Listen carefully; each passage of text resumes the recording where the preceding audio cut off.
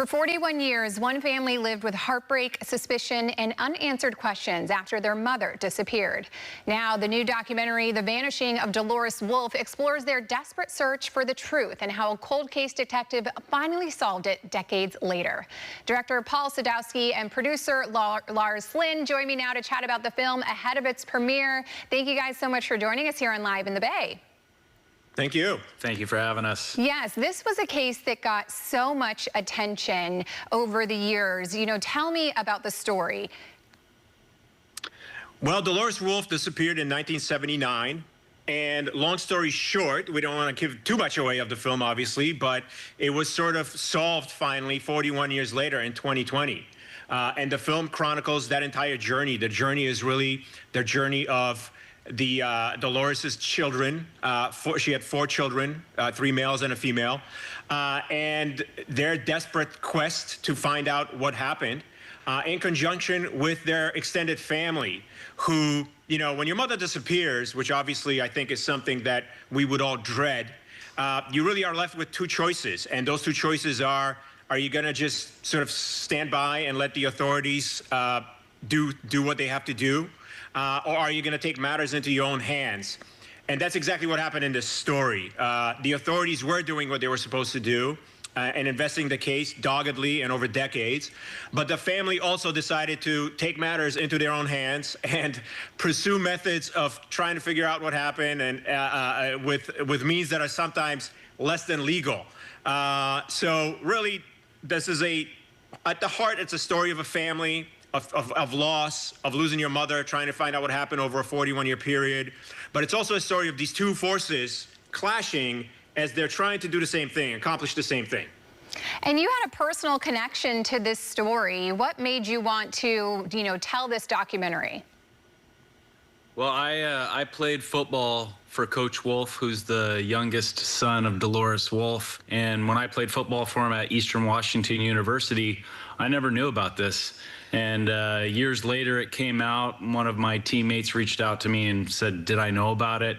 So I called Coach Wulff, and we had a long conversation. And I mean, it touched me. He changed my life as a mentor, as a coach, just as a person. And I felt like this story needed to be told, and it needed to be told in a way that really respected the family and respected the story. And the story in and of itself doesn't need to be embellished. It's amazing the way it is.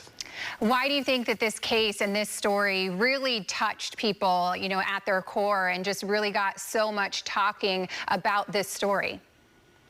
Well, I think anyone can relate to losing their mom. I mean, I personally was raised by 3 women, my mom, my grandma, and my aunt. And I can, when Lars first told me the story, I sort of imagined, what if one of them disappeared, right? And I never found out what happened to them.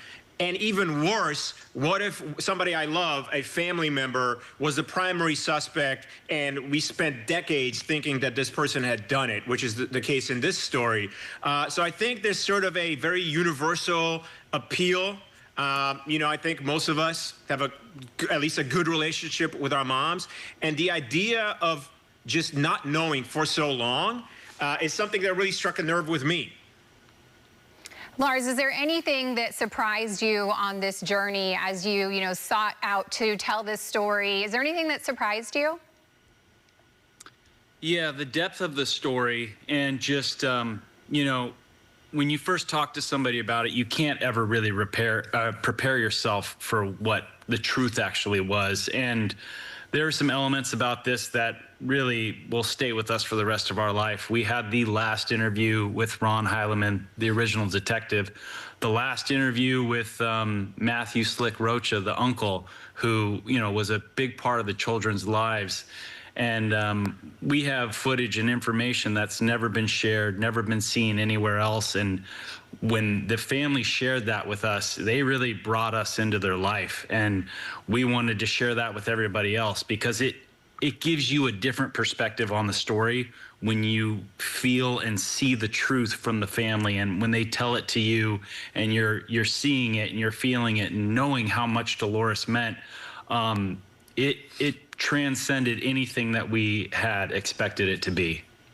Well, I'm sure the family is really going to appreciate the care and dedication to really just telling it in a way that is going to, tell the story beautifully. I'm sure they really appreciate that. The premiere is coming up. I want to touch on this just quickly. Tell me about the premiere and what people can expect. Okay, so the world premiere is at Cinequest Film Festival, and that's going to be on March 16th at 7:10 p.m. And then we're also going to have a second showing on the 19th at 12 o'clock. And that film festival is at the Alamo Draft House in Mountain View, which is right near San Jose.